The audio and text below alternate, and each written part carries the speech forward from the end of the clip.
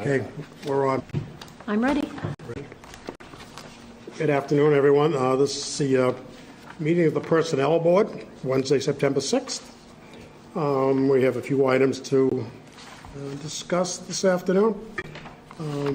Mr. Chairman, can you just note that this meeting is being recorded? I was about to. Oh, sorry. This meeting is being recorded. We have 3 members in attendance. Katie Lang is on Zoom to take minutes for us as our secretary. Thank you, Katie. So present would be myself, Gary Whitehouse, Scott Yankee, and Mike Brown. And Tracy is on vacation. So we're going to start off with a discussion on the FMLA policy. And our interim HR director will Former interim presentation HR, on that. Yeah. Well, thanks. Good to see everybody. You have in front of you tonight a proposed Family and Medical Leave Act policy. Based on my experience here from 2014 to 2019, this was probably the next policy we were going to be on deck to do. And upon returning, I noticed that with all of the transition happening, I felt like we maybe had lost a little bit of our process and procedure around FMLA.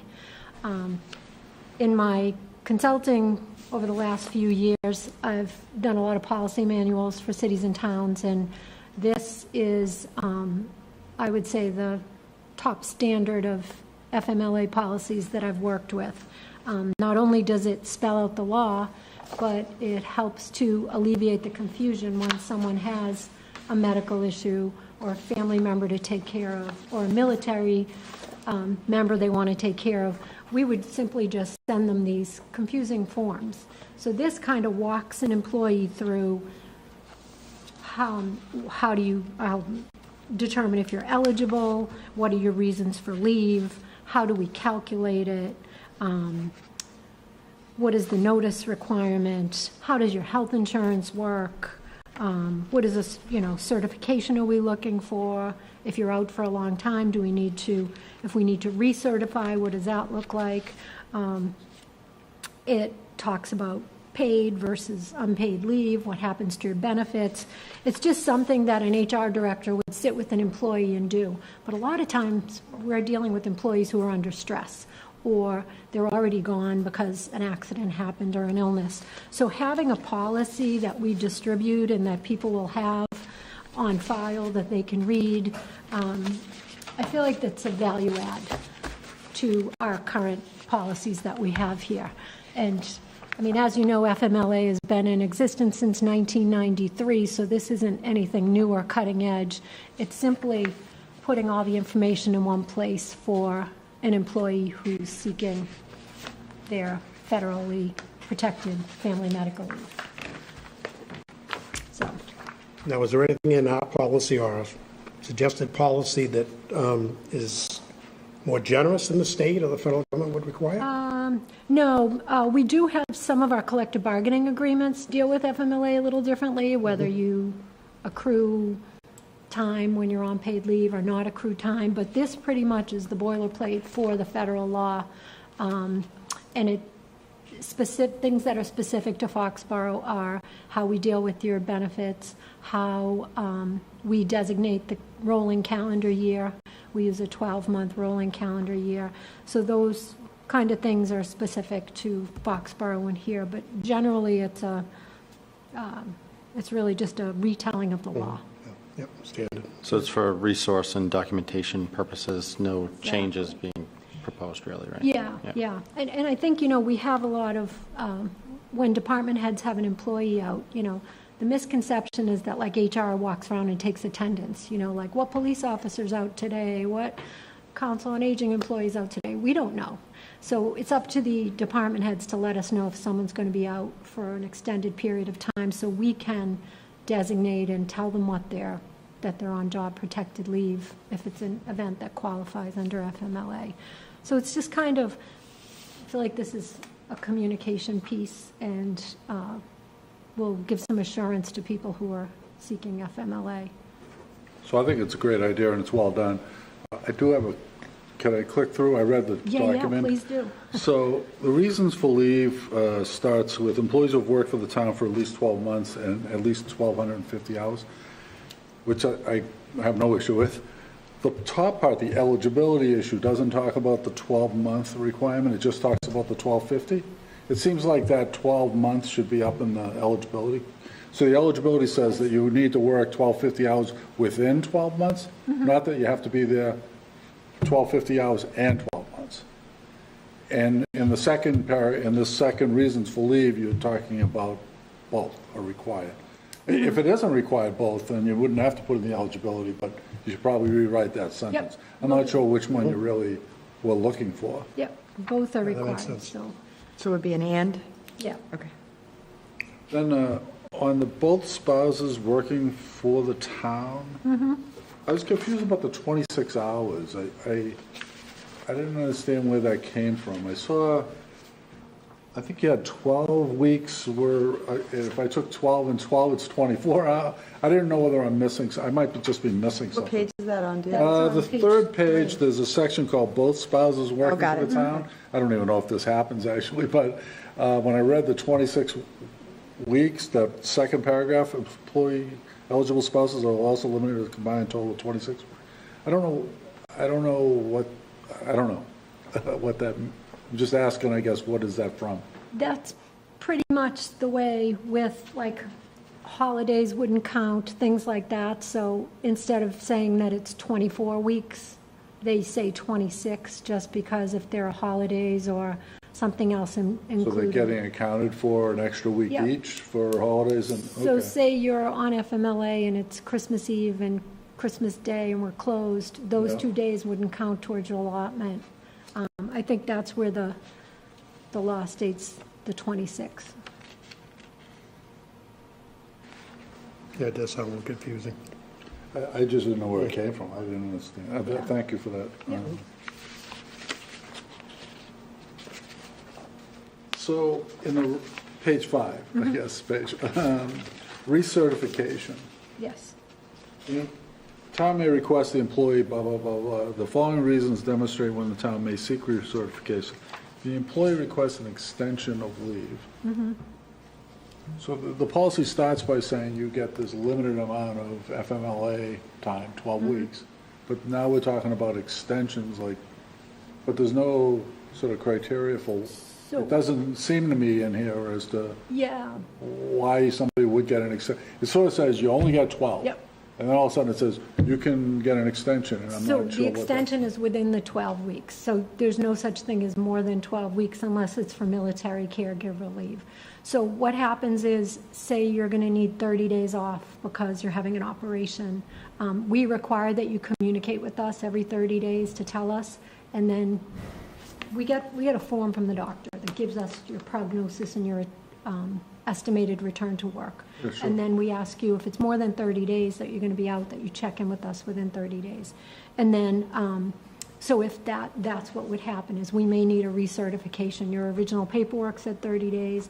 Now we need you to recertify with the doctor that you're going to be out another 30 or another 12. So it's not over and above the 12 weeks, it's within the 12 weeks. Because very often, people don't take all 12 weeks at the same time. They may be taking care of someone or just need, 2 weeks for a surgery or something like that.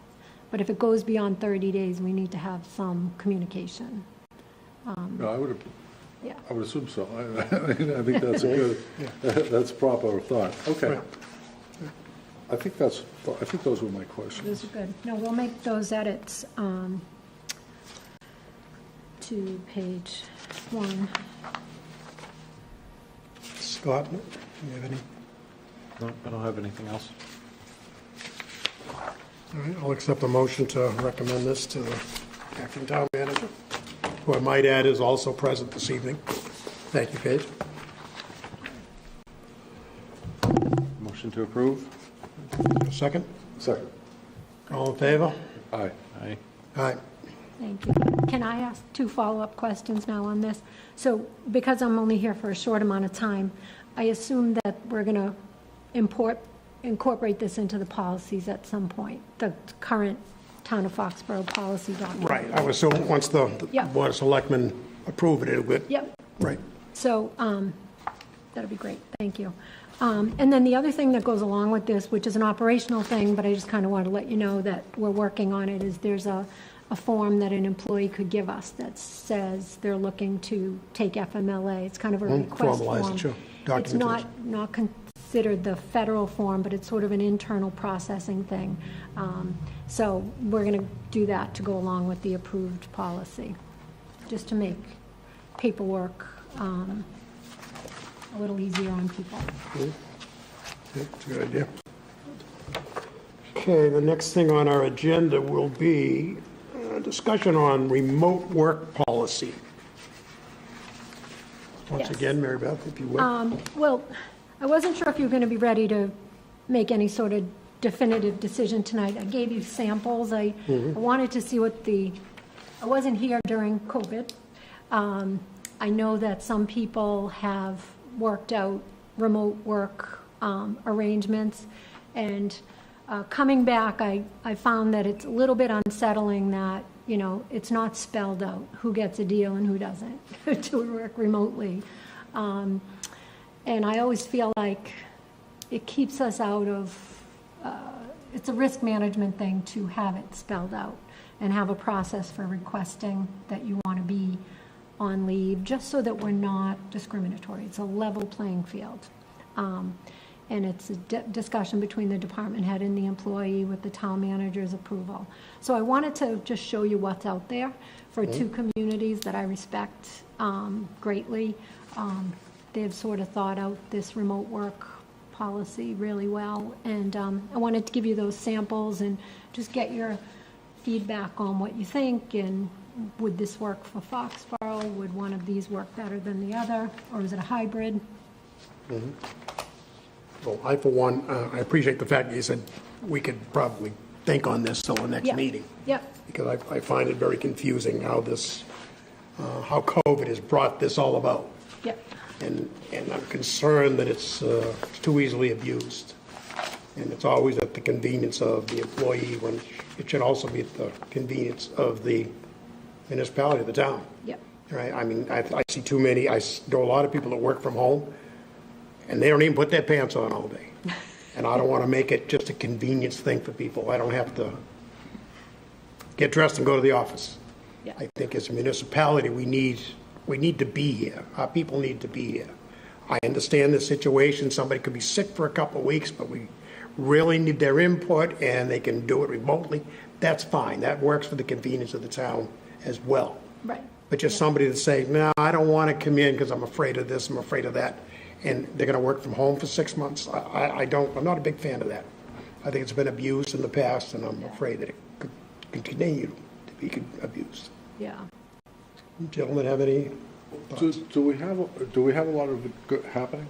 I mean, are there 2, 1, 20, 80? I don't think it's 20, but I'm aware of, things that people that are working from home and people that are requesting to do so going forward for different reasons. And I continually worry about the risk you put your town at.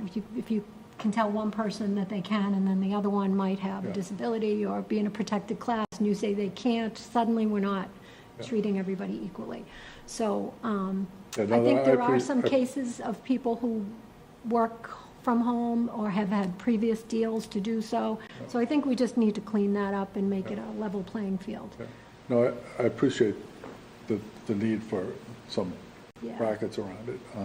Have there been any issues with employees who have said, I can't do it and I want to, and do we have any examples of that? Or In is my it few quiet? weeks back here, this wasn't even an You're issue not when I aware was of here. it? Yeah, okay. I'm not aware of it. Yeah, okay. But I think until you go and have the conversation with the people who are either requesting it or doing it, then that becomes a Yeah. problem. So I think having a policy ahead of, that would be helpful. I can speak to an example last week where there was a department where someone's spouse had COVID, And so there was concern as to whether that person should be in the office, and we don't have a remote work policy, and the current guidelines don't require quarantining, so pretty much said, no, wear a mask if you're not comfortable. That said, I know the department was very worried. It ultimately did result in a couple COVID cases in the department. Had we had a remote policy, it might have been a little more clear-cut where the department head could have made that decision based on their information. But for me, at that time, I didn't want to open a can of worms where, suddenly so-and-so spouse has, like just kind of without parameters and without guidelines and that level playing field. I went with the health guidance, which there isn't a quarantining thing, and we sort of rolled the dice. We did end up, like I said, with a couple COVID cases. So, and I don't know that it's always COVID. I mean, some cases are, long-term arrangements and such, so it's all over the place. It can be COVID, and I feel like those in short term are a little more clear-cut. In that instance, it might have been nice to be able to allow this person, if their department head determined it made sense for their workload, to work from home, to keep the employees safe and feeling safe. But without the guidance, I just didn't want to open that can of worms. What did we do 2 years ago? Because there were some remote, There was a being specific done. COVID policy, I think. Yeah, I don't know that it was it ever formally adopted by the, I don't know. I think we I just, everybody thought it just. was formally adopted by the Board of Selectmen. Yeah, I Because think there was they were something on talking the about website. town laptops going home and programs. and- Back 2021, Well, that was probably 2020 when we all got sent home. In March of 2020, we all got sent home, and we did suddenly get laptops, and I think that was probably under the state's emergency order. They probably had some language where they adopted yeah. that. And then we had to do the 25% capacity, so not everybody could work in Yeah. one department. Yeah, so, But I don't think that's on the books today. No. That's not something we have in our No. policies today. and this, if you look at, I specifically like the Needham policy, although it's lengthy. It has that whole ad hoc thing. Someone has like a daycare emergency, and they were just supposed to be working on a budget, and they weren't front-facing. Sure, maybe we can make them, allow them to work from home that day. So it has that flexibility that you would look for too, because you want to have a heart, and you want to, in this day and age of recruitment and retention being so challenging, we want to be flexible, but we remember we're a public, service. We're a government. We need to be open for the people. Right, and I understand where you want to have a heart, but when it comes down to the reasoning being because of a daycare emergency, I think that's now just for the convenience of an employee. Yeah. And I don't think that's a And that's what valid personal reason, time is personally. for, right, that's what- Everyone has these, and they don't have the luxury of being able to work from home. Yeah, so, That would be a In that concern. instance, just to play the devil's advocate, I mean, sometimes it could benefit the town, because if that instance, like Mary Beth said, that would be a personal time thing. But what if that budget is due that day, and your department head is like, I don't care how you do it, something like that. Like, even if you have to work from home, get it done for me, otherwise they're taking the day off, and it can't be done till Monday. So like, in certain scenarios, you Right. might end up where they go, sorry, I can't work, and then. That's when it's to the advantage of the town and that Yep. department to make that Correct. decision. Right. So I think we have to allow Yeah. something like that in there for that purpose. yeah, so if you can review this between now and your next meeting, look at, some of those specific things. I think the Needham one does it really well. The Wellesley one is good is also, but there's also a good form attached to the Needham one. They seem to do everything very soup to nuts organized. So if you would, I'm pretty familiar with these things, and I don't have an issue with it, particularly myself personally. I mean, I think it's well structured, some of these policies around, manager has to approve it, it has to be for designated work, it can't be phasing, I think those things were in these two policies as I scanned through. The question point I had was more on last year we had other policies in front of us, like mobile policy, mobile phone, and Right. IT. I don't know, I can't remember what's out there in addition to the other policies. These two policies get into the IT framework a little bit, and they start talking about personal equipment and town equiment and security. And I think I'd be more worried about that kind of stuff than I would, the supervisor saying, yes, that'll work for me. And do we know that, like, what we have is secure and that it's, and it marries up to whatever IT policies are also out there that need to be kind of conformed with. I know, like, personally in our shop, it was corporate sort of side business. Like, we had no equipment that you could use that you could attach anything to. So it was impossible to save a document Yep. to your equipment, to put a fob in or a disk or anything. You could not do that at all. It was just prohibited because they were afraid of losing data from peace. And that may be covered in a different one. I just don't know. Yeah, so it's a question. the town does use a VPN, which is like a protected login Yeah. system. Yeah. So if you have access to one of our sensitive issues like Munis to do payroll or whatever, there's a whole bunch of security around.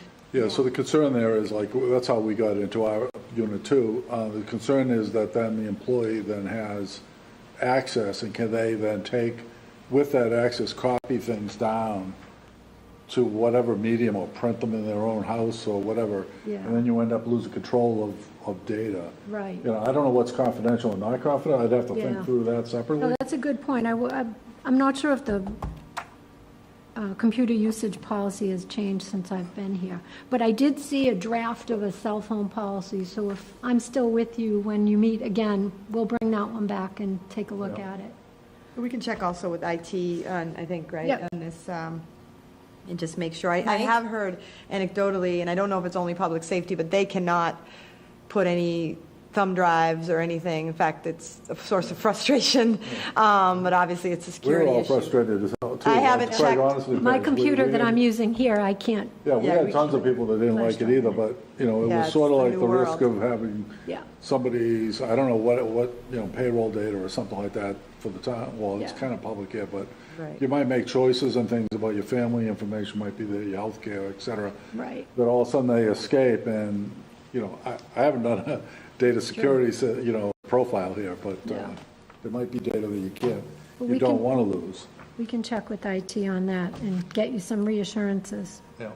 Is Jack Dolan still available Mike? for consultations? We're currently not under contract with him due to some procurement issues. We have to go through procurement process. We can't renew after 3 years without approval, so that was discovered. So Is that something you're going to work on? we're looking into it. Yeah, I mean, it's one of the things on my 'Cause he- list. when it came to policy stuff, he was a wealth. It was great, He was, yeah. yeah. Good to know. Just a question on this. Do most employees that would fall under the remote work policy have laptops from the town?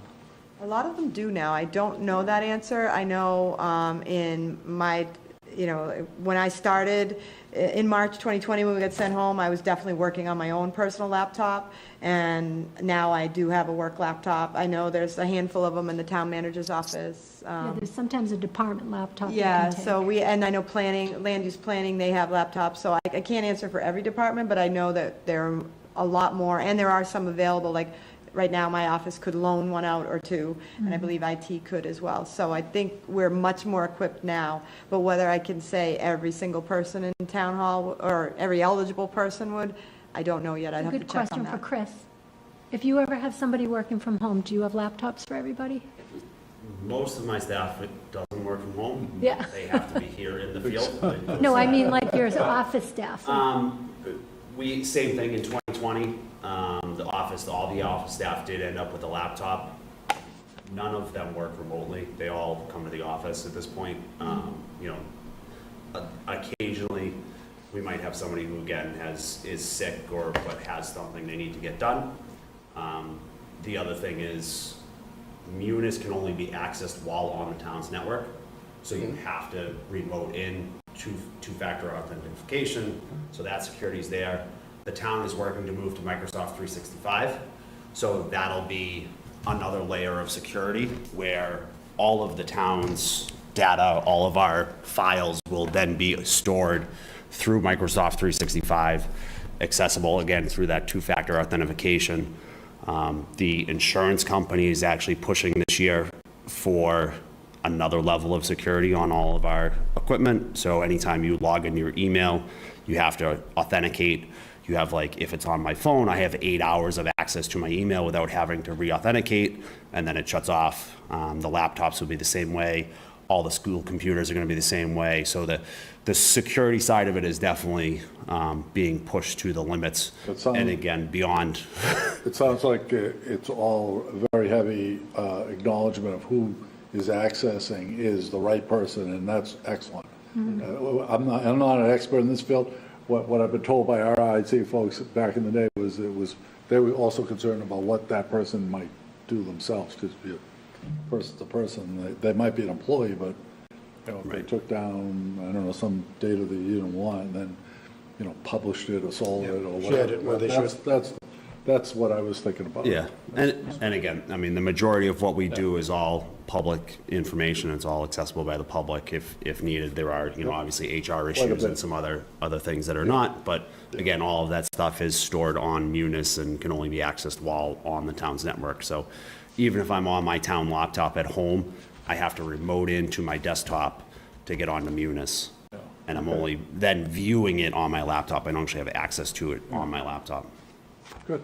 All right, thank you, Chris. Mr. Chairman, Katie wants to say something. Paul, she's been unable to. Yes, Katie. Sorry. So, Mike, going back to your question, it was September 14th of 2021. You guys saw the electronic communications and computer use policy. You had seen that before. You guys saw it at that meeting, and then you actually voted on it and endorsed it December of 2021. So that was put into the personnel and policy guide, and that's where you did discuss, no one would be able to use their personal laptop, of course, from what you were stating, to take information, put it on a zip drive. And that's where Mike had everyone that was going to ever be working from home have a laptop going home with them. Excellent. I remember doing policies. Yeah, I just didn't remember which ones they were. Thanks. Thanks, Katie. Sure. Sorry. Well, I mean, I think it makes sense to have a policy around this, and there are cases where remote work makes sense and benefits both the person and the town. So I don't think this is for Foxborough employees, it's not like you're recruiting from out of state or long distances for full remote work, but based on facts and circumstances, there are occasions where it makes sense. Okay, good. I agree. So do you think for the next meeting you'd be ready to, I think we could plan on. Do you Yeah. guys agree? Yeah. Yeah, maybe next meeting. you can send me feedback on which direction you're leaning in so I can draft a policy for you to look at that fits Foxborough, Okay, we can do that. Okay. So that's all that I have. Thank you. Okay, so our next agenda item is DPW director's going to wants to make a department structure change, and he's going to present to us. Chris Gallagher, the floor is yours. Hello. For anybody that doesn't know, or maybe watching home, my name is Chris Gallagher. I'm the Public Works Director. I have been thinking a little while now about the structure of the DPW. First created probably about 12 years ago now. It used to just be highway, tree, and park, and then water and sewer were separated under two different superintendents. They were merged together into a Public Works Department. When I got hired 9+ years ago, I was hired as the town engineer, was promoted a few years back now, and I've been thinking about the structure for a little while and how to improve that. Some of this is I look internally at what we've been doing in Foxborough, as well as looking at our surrounding towns and some of my counterparts and their structures and how they've been functioning for a number of years now, some of these other towns. So one of the things I'm looking to do, really two changes, kind of minor in scale. They're not adding bodies to the department, but they're really major in operation for me, where the first change would be to take the town engineer position and actually promote that position to an assistant director of public works / town engineer. So they would keep that town engineer function, but they would also take on day-to-day operation responsibilities, HR responsibilities, and then really get into some of the administrative paperwork side of things that I'm currently dealing with by myself, with some of the administrative staff keeping me on task. So It's a small change. Again, we have a town engineer now. I would like to promote that staff member to an assistant director level position. It would put him directly below me, which he is now, but he would put him above some of the other supervisors I have. You do have the existing org chart as well as the proposed org chart. So it takes the town engineer, promotes him under me and above the water superintendent, equipment maintenance supervisor, street and park supervisor, highway supervisor, and then the GIS mapping technician, which he currently has a direct supervisory responsibility for now. Really, it's Foxborough's doing a lot. When Paige asked me to really quantify why I was asking for this position, I sat down and looked at all of the capital infrastructure work we're doing in the next 2 to 3 years. A lot of it grant funding. The federal and state grant paperwork is drowning me, I will say that, and really trying to incorporate that into the rest of my day-to-day responsibilities is just not working to the level it should be. We have roughly $40 million worth of infrastructure projects, both federally funded, locally funded, state funded, ARPA money, SRF funding, all within the next 24 to 36 months, which is a major undertaking. Each one of those projects is probably a full-time staff member for any major company, and we're doing that in-house right now with myself and Lance as the town engineer. So that's really the first thing. I'm looking to promote him, the town engineer position. It's currently a steelworkers grade 9 position. I'm looking to move that to the non-union salary wage chart at grade 11. That's in line with the assistant police chief and assistant fire chief positions. Similar department structures where they both have roughly 40 employees. DPW has 40 employees. They each have a second in command. Really, I'm looking for that to be part of our department structure. On the basic levels, it's nice to have somebody responsible to back me up when I'm not here. I do take some time off occasionally, and as much as my phone rings and I answer and emails and texts and everything else while I'm away, it sometimes I'm out of touch, and it's nice to have that dedicated person who's responsible when I'm not here. Also, middle of the night, again, if my phone doesn't ring for whatever reason, there's somebody else to back up and answer those phones. Emergency situations, we have storms throughout the year, whether it's hurricanes or snow emergencies, and having a second in charge just in case for whatever reason I'm not available is important for the department structure. So that's the first piece that I'm looking for, and really I think the one that is pertinent here. The second position I am looking to create really does fall under the town manager's purview to make this change, but I do want to talk about it tonight. Within the office staff, the administrative staff, between the water and the general fund, the highway side, again, I'm looking to continue the merger of the Public Works Department. We have, since we started, a very separated staff of water administrators and highway general fund administrators, and really looking to blend those two together, do some cross-training within the existing staff. But with that, I would like to create an office manager position that would actually, again, be an internal promotion from one of our staff members. Wouldn't be adding any bodies. Again, would come with an increase, would stay in the Unit B steelworkers classification. I'm proposing it goes from a grade B3 to B5, and really have some more oversight, have oversight over that administrative staff across the department as a whole, and pull everybody together. We're actually getting ready to hire another coordinator within the department, and my intention is that coordinator will function for the entire DPW, not just water and sewer under the enterprise fund, and potentially have a cost savings there in the future where we're not backfilling another position if this in my grand scheme, all works the way I'm envisioning it working. So, those are kind of the two changes I'm looking to make. Again, they're both internal candidates. There's no change in headcount at this point in time. We are looking at just promoting internally, restructuring a little bit so that those two staff members would have responsibility over other staff. And, I know we're presenting to the select board on Tuesday night. This was, in our minds, the first step before bringing it to them next week. And this is all funded within your current budget. This would all be funded within our current budget. That's a big thing.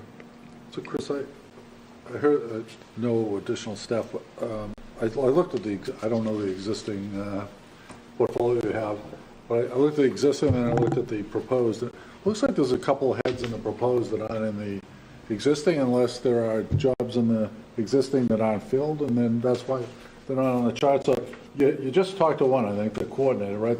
There's two coordinators on the existing, the chart it says one, I believe, if I'm under the department administrator, there's account coordinator and system specialist. Here it says department coordinator 2. Yep. So that looks like an extra, and then, So there are actually, if you look at the existing org chart, which is that mustard colored one, I don't know where Yep. that came from, but Yep. Under the water superintendent, you have a department administrator, a system specialist, and account coordinator. And then if you look over to the right, next to the town engineer, under the DPW director, you have a department administrator and a DPW coordinator. So you have two coordinators, two administrators. We're looking to combine those, so we would still have two department administrators, we would still have two department coordinators, one of which is actually, I pulled the existing org chart out of the budget book from last year, which last year's budget, we only had one account coordinator under water. In this current fiscal year budget, we actually have two in that position funded so by maybe water and that's- sewer. maybe it's all on that That's the one. one. Yeah, I that's the one. added all the where heads that not- were under you, and just out of curiosity, it came with 41 in the proposed and 39 were in the existing, so I don't know where the other two. So the other one was in the highway area, HEO, you have 5, and then labor drivers 2. Yep, so that was, And the other one, you yeah. have HEO 6, and so one's 7 and one's 6. I guess that's a So, question. yeah, so again, the org chart, existing org chart was from last year's budget book, where we had 6 in highway. We did add a laborer driver position in the current fiscal year budget, so So that was in the review that we did? That was Just as part of proposed. the budget? Yeah, so that was- approved, yeah. okay. it's a good catch. This was my old job, I'm sorry, but this is what I did for a living. But yeah, so those two positions, the heavy equipment operator or the highway division currently has those positions as Okay. well as the. They're in the water. budget, okay, Yeah. that's good. Yeah. But the last thing I had a question on is, so you're promoting the engineer, forget Lee? Lance. Lance, I'm sorry. Is there anybody else who would have thought they were, often you open a job and you kind of do this search type of thing, and fairness, et cetera, all that. So the way that job description's written, it requires a professional engineering license. Okay, Lance and I are the only two on staff that have that. okay. So there's nobody else All right. existing that would qualify for that. And nobody would think that, Right. correct, okay. And that's, different from a lot of the other towns around us. A lot of the other towns, their assistant DPW director is separate from their town engineer. So they actually have a town engineer separated. Some towns, the engineering department is separated out completely from Public Works, and they run on their own. Others, they fall under DPW, and they have a staff of, a town engineer, an assistant, plus another civil engineer or GIS technician. Would think it an advantage to have the engineer who's thinking about the mechanics of things and stuff actually supervising the operation too? Is that We work well advantage? together now. When it was, water was over there and highway was over there, the thought of, hey, I'm gonna pave a road this year, but we need to fix a water main on it, didn't happen. Wasn't one person So saying. now that no. does. We, Yeah. you know, Lance, Bob, and myself all sit, you know, within 12 feet of each other in the office. So we coordinate pretty heavily on what we need to do. Great. Mr. Chairman, if I may just offer Yes. up. So I do have the authority to do this reorganization, and but we did want to follow past practice and, you know, come to the boards. And, you know, there has been a question raised as to what comes first, the select board or this board.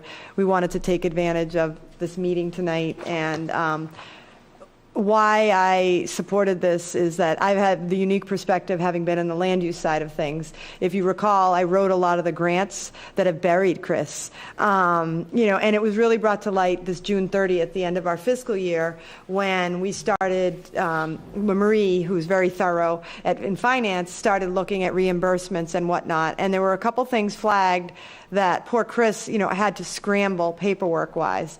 Like he mentioned, the ARPA paperwork and all the reimbursement paperwork from the state is onerous, and it's only getting worse. You know, we have the Walnut Street project that we've pieced together $5.5 million, and that's great. You know, we're all celebrating and how great it is to get all these grants, but there is a lot of responsibility that comes with that. And if the problem is they have to do the work and pay the bills and then get reimbursed. So the risk to the town without doing the paperwork properly is that we've already paid the bills and then we're left holding the bag without the reimbursement. So that reimbursement and procurement process is incredibly strong. In fact, procurement, we've been warned for the ARPA funds is even more urgent. So we've been working closely with finance. So I think that was the first moment I realized, because I had a bit of panic thinking, oh my gosh, are we going to be able to get that money back? We did, and all was fine.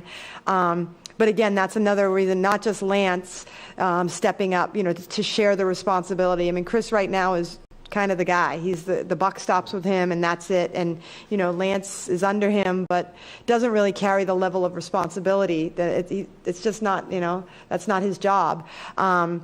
But then the office, what's the office manager position, that position would then also assist with this procurement and all this voluminous paperwork that Chris is dealing with. Because if you think about what Chris does, you know, I mean, they deal with what was it, a septic truck today that leaked over on Wall Street. They had to deal with that. You know, water line breaks, emptying the trash, getting the fields ready, repaving roads, building water. I mean, you know, making sure his employees don't get hurt. So it really is, and it's all been Chris's single responsibility. So I really do think we're asking too much of Chris, really, and he doesn't complain, and he handles it well. But you know, when you start seeing a concern that we might leave money on the table, or someone might get injured, or again, Chris can't get you know, for whatever reason. Where'd you go? He went out west somewhere.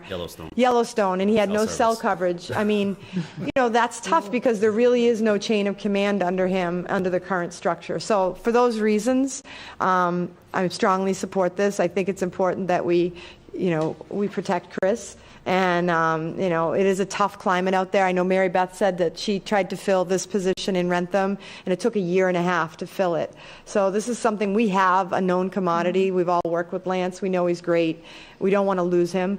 And so I think it's important that we continue to nurture our employees, and we make sure we give our current employee, you know, the support he needs. So for those reasons, that's why we're kind of moving this along now, and not waiting to the next budget cycle. Plus, it's revenue neutral, so you know, he's able to carry. That was the main thing. He could carry it in his current budget and had a good solution. Yeah. But I wanted to provide a little context on why I was a supporter of this. Yep. And if I can just make an observation, I've been out for the last 5 years doing, or 4 years doing consulting, and I do a lot of class and comp studies and organizational studies for communities, big and small, and this structure is what you see out there. Having a DPW director, when you look at police and fire being the equivalent size, Chris is managing our major department, and to not have an assistant, I just have not seen, you know, except for teeny tiny towns, not to have an assistant in place. So we're catching up with the way things are done. Paige, do raise an interesting side question. I asked, I forget which department it was. There was a budget question. Somebody was telling me that their job was largely they spent on grants and trying to find money. And I asked them, I said, does anybody centrally coordinate this? I mean, are you on your own? Like, this person's doing it, that person's doing it, this part? Depending on whether it's aging or library, or, I don't know. There's probably grants, I'm unaware of it, but across all sorts of things. Has that ever been thought of or considered as to whether or not? Well, thank you for asking, because Chris could attest to the fact that we're just starting to kick off a grant tracking program, and it's very basic. It's Excel right now. But Marie has asked for that because as Marie's come on board, and, she's not always in the loop. I get a grant, and I don't automatically, before I go to pay a bill, I don't necessarily think of sending it to finance. And I don't know about you, Chris, but, it's a lot of steps, and you might not remember that. So we are centralizing grants now. We're now getting trained to make sure the minute we sign a contract, we send it to procurement, and they're running a much tighter ship. And now we are asking and starting to, it's just starting, to keep track of all these grants out there, because it's a feel-good thing, but when push comes to shove, it is actually a lot of work, and it's to the benefit, most of it very financially beneficial to the community, but you have to do the paperwork, and you have to make sure you close it out and run it correctly. So that is something we're getting a handle on right now. And I was even asking about the actual identification of potential grants. Like, how do you even keep track of it?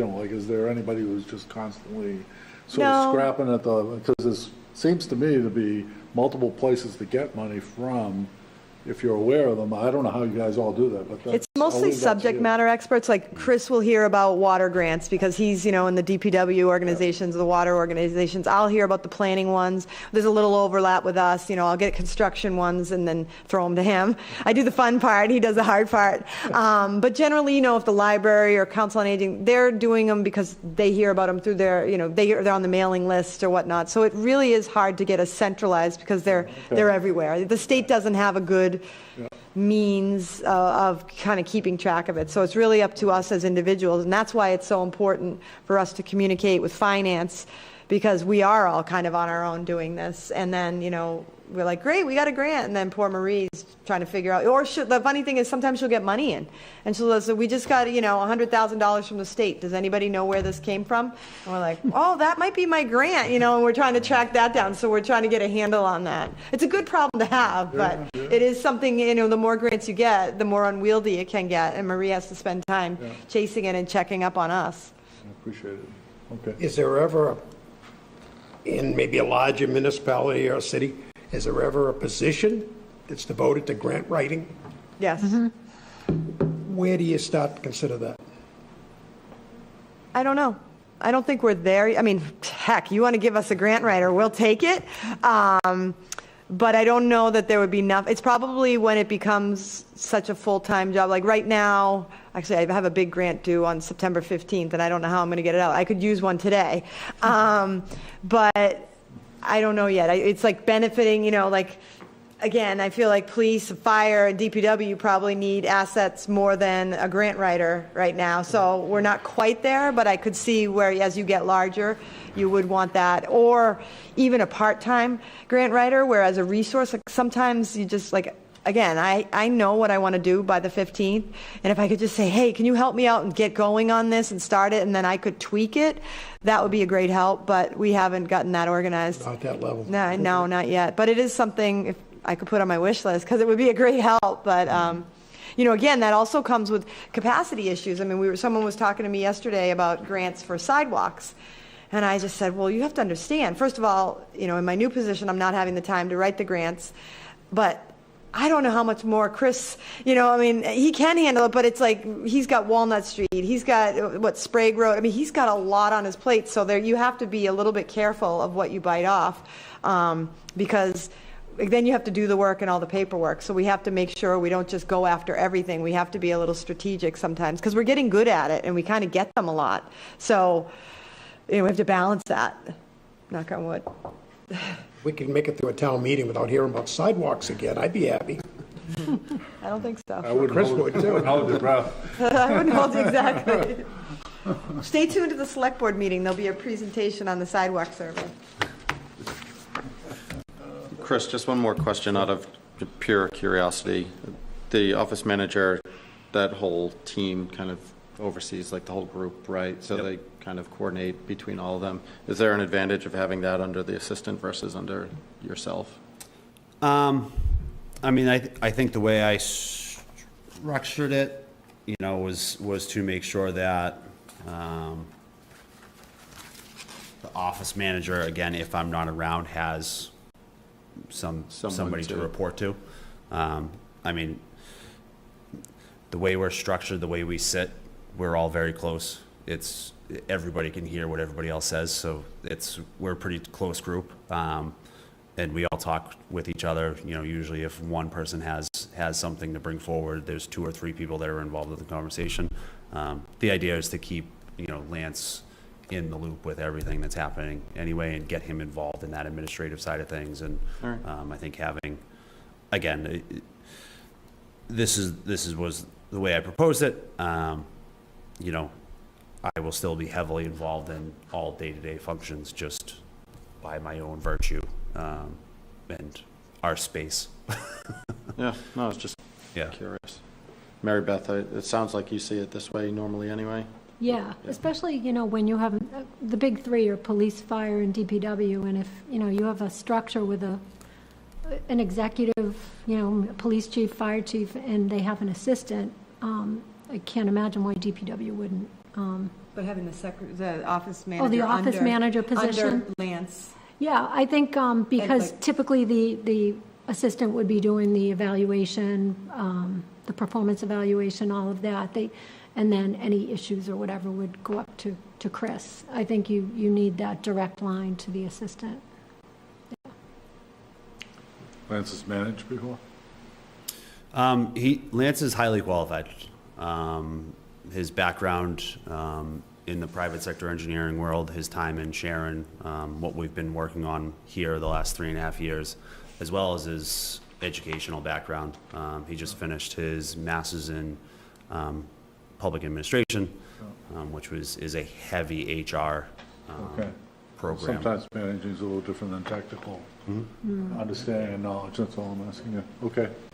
Yeah, I've been feeding him, Yeah, you okay. know, some of these internal projects where he's got to, you know, build the team and work within to fix a problem and Good. move forward with things. And the team respects him, and it's been going well. Good. Nice. Any other questions? I'll accept a motion to recommend this. Moved. So moved. Second. Second. All in favor? Aye. Aye. Unanimous. All right. Thank you, Chris. Thank you very much. Good job, Chris. Thank you, Paige and Mary Beth, for your assistance. Thank you. Thank you. Need formal approval on the minutes? I have the July 10th printed. Does somebody want to see those? You have those? Do you have those? That was probably the last meeting. Right. I've already I'm the only one who seen hasn't seen them. I looked at my inbox, I couldn't find them. I had all the other docs. What was I mentioned? And just so you know, I think Mary Beth hopes to get another meeting together, but before. Yes, I was hoping Mid-October or- we could meet again in October, if you don't mind, because I had one more policy I wanted to bring forward, and I also wanted to confirm the remote work policy with you. So, And your mid-October is when Mary yeah, Beth is. I mean, I can always come back, but I'm going to be gone for a big chunk of 3 weeks, so for continuity's sake, while I'm still here, if we could meet first or second week of October would be ideal. Brings back memories. He used to force us once a month every week. That's what I was like, I don't know if they're going to want to meet that much. She's like, I used to meet with them once a month. We always It was a did. tight. Once a month. I had to run in, they called me last minute. We got a lot We accomplished. got a lot of policies done back in the day. Yeah, we did. We can move this, Gary. You can move the, Okay, I'll accept the motion. I'll move the approval. Okay, second? Second. Scott? Aye. So, been motioned and seconded to approve the minutes of July 10th, 2023. All in favor? Aye. Aye. Unanimous, aye. And then Gary, I'm not sure, I don't know if we'll be able to approve the February 15th meeting minutes because I don't think you were present Correct. and Monica's no longer on the board. So I'm just not sure how that Correct. works. And we're missing a copy of it anyway, so we'll have to put that off for Okay. the next meeting. Okay, sure. I couldn't find the minutes, Katie, and I looked at Gary said it was a prior email. I couldn't find it. Maybe it's just lost in my email somewhere. But that's why Oh, just sure, I grabbed it. apologize. I'll resend those as well. And then I do think the only remaining outstanding policy was the cell phone policy that you guys had put forth. And then it was Bill, I believe, had some edits to that policy. So I don't think that was ever fully approved by this board and the selectmen. Okay, and the previous policies that we did approve, that would concern remote work, would you send us that policy again, please? The one on the cell phones and the laptops and all that? The one we approved a Sure, couple yep. years ago? So we can refer back to it? Sure, that works great. Anything else? Accept a motion? Motion To to adjourn? Move to adjourn? All in favor? Aye. Thank you, gents, ladies. Thank you so much.